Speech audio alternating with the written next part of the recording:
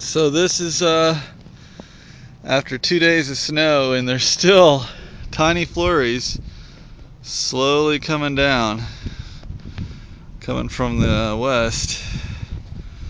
This is a drift that formed overnight in front of my parents' farm. Notice there's so much wind that parts of the ground are barely covered at all. But then you look at how it blows up against this house, and that's the door right there. So you see the handle, it really came right up. And then this little strange spot just sort of got swept to the side. Check out the dog. Nash, come here, boy, come here. Come right on in. Yeah.